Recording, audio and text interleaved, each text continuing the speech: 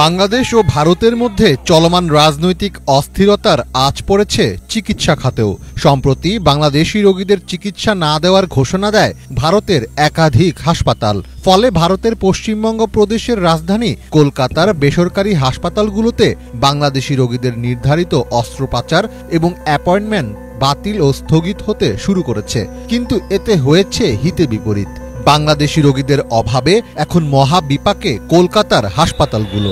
So কথা বলবো basically recent যে জিনিসটা নিয়ে সবচেয়ে বেশি কথা হচ্ছে সেটা হলো কলকাতা বা ইন্ডিয়ার সাইডে আমাদের প্রতিবেশী যারা অনেকেই বলতেছে যে বাংলাদেশি রোগীদের তারা চিকিৎসা দিবেন। এর পিছনে কারণ কি? কারণ হইল বুয়েট বা বিভিন্ন রকমের কয়েকটি নামকরা শিক্ষা প্রতিষ্ঠান বাংলাদেশের, যেখানে তাদের পতাকা পদদলিত করে অনেকে হেঁটে যাচ্ছে। এখানে আরেকটা জিনিস নোটিসেবল, যে বিতর্কিত হিন্দু গুরু চিন্ময় দাস তাকে পুলিশি হেফাজতে নেওয়া হয়। এর পিছনে কারণ হলো তিনি মূলত দেশদ্রোহমূলক অনেক বক্তব্য প্রদান করেছেন, যার ফলাফলস্বরূপ আমাদের দেশে অনেক বিশৃঙ্খলা সৃষ্টি হচ্ছে এবং বিভিন্ন হিন্দু মুসলিম সামথিং লাইক এরকম একটি দাঙ্গার পরিবেশ সৃষ্টি হচ্ছে।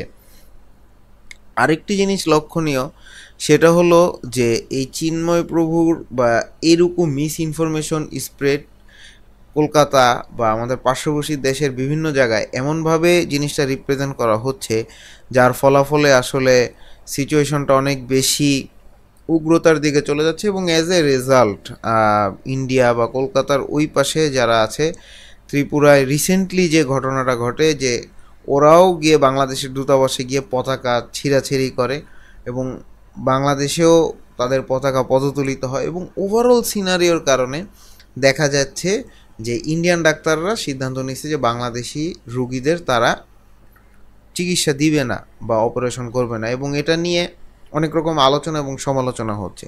ফার্স্ট অফ অল যে ক্ষতি বা নেগেটিভ সাইড যেটা হচ্ছে সেটা হলো ইন্ডিয়ায় ব্যাপক পরিমাণ বাংলাদেশি রোগীরা যায়, যার ফলে এটা ইন্ডিয়ান হসপিটাল বা তাদের জায়গায় একটা আয়ের উৎস।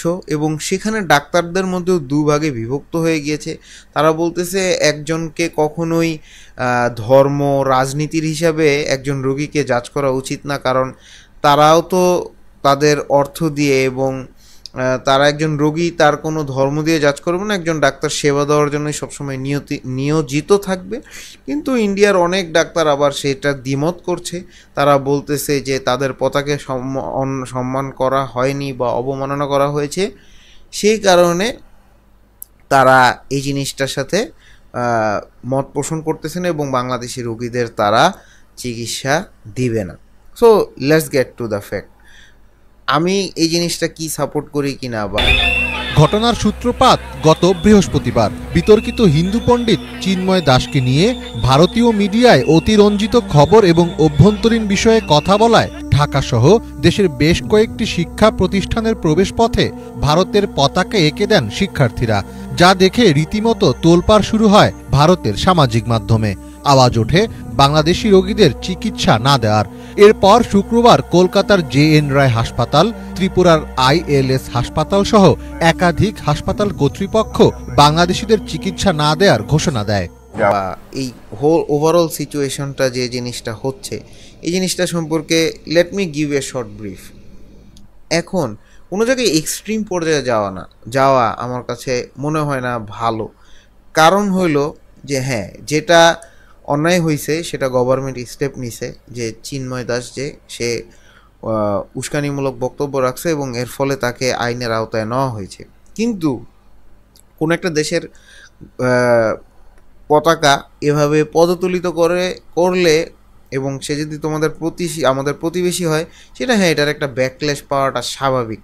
এবং এর পিছনে ইন্ডিয়ারও কিছু ভুল আছে, যে কারণে তারা ইন্ডিয়ার যারা রাজনীতি করে বা পলিটিক্যালি কোনোভাবে ইনভলভ, কোনো না কোনোভাবে এই জিনিসটার সাথে তাদেরও কোনো রেসপন্সিবিলিটি আছে। বিভিন্ন ক্ষেত্রে তাদের ইন্ধনের মাধ্যমে বাংলাদেশের পরিস্থিতি ক্ষতিগ্রস্ত হচ্ছে এবং গিভ অ্যান্ড টেক এবং ইট পাটকেল দেওয়ার মতো একটা সিচুয়েশন হচ্ছে। এক পাশ থেকে আঘাত আসতেছে, আরেক পাশে রেসপন্স দিচ্ছে, যেটার ফলাফল খুবই খারাপ হচ্ছে এবং এর ফলে কিন্তু দুই কান্ট্রি ক্ষতিগ্রস্ত হচ্ছে, উইচ ইজ নট গুড। তবে হ্যাঁ, যা চিকিৎসকরা যে কথাটা বলছে যে রোগী বা সাধারণ মানুষকে এভাবে কিন্তু জাজ করা উচিত না, কারণ একজন সাধারণ মানুষ এসব পলিটিক্যাল অ্যাসপেক্ট থেকে যায় না, রোগে আক্রান্ত হলে তাদের সেবার আশায় যায়, তাদের ভালো চিকিৎসা সুবিধার জন্য যায়। কিন্তু যখন দেখা গেল যে বিভিন্ন রকমের বাংলাদেশিদের সার্ভিস দেওয়া বন্ধ দেওয়া হয়েছে, এর ফলাফল স্বরূপ কিন্তু ইন্ডিয়াও অনেক বেশি ক্ষতিগ্রস্ত হচ্ছে চিকিৎসা বা লোকজনের অভাবে বা তাদের সেবাদানের অভাবে, কারণ এটা একটা ইনকাম সোর্স। তো ওভারঅল সিনারিও জাজ করলে যে আসলে চিকিৎসা সেক্টরটাকে এ ধরনের দাঙ্গা বা ক্ষতিগ্রস্তর দিক থেকে বা একে অপরের হিংসা সহিংসতার দিক থেকে আমাদের জাজ করা উচিত না, এবং এর ফলাফল কখনোই ভালো হবে না বা এক্সট্রিম লেভেলে আমাদের যাওয়া উচিত হবে না। এই কারণে আমাদের দু দেশেরই ক্ষতিগ্রস্ত হবে। সো হ্যাঁ, এইটা আমার একটা নিউট্রাল পয়েন্ট অফ ভিউ ছিল, এবং যে জিনিসপত্রগুলো আমরা দেখছি যে ইন্ডিয়া আমাদের সাথে যে ধরনের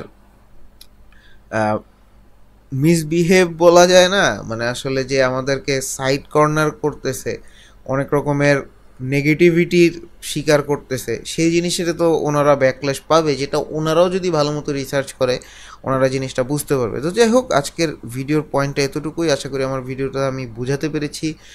আমি একটা আমার জাস্ট পয়েন্ট অফ ভিউ দিলাম, এখানে আমি আসলে নিউট্রাল পয়েন্ট অফ ভিউই দিলাম যে আসলে কারো ক্ষতি হোক এমন কোনো অ্যাক্টিভিটিতে আমাদের জড়ানো উচিত হবে না, এক্সট্রিম লেভেলে যাওয়া উচিত হবে না। সো আজকের ভিডিওটা এতটুকুই। এমন কন্টেন্টের জন্য আমার চ্যানেলটি সাবস্ক্রাইব করবেন। Till then, see you in the next one.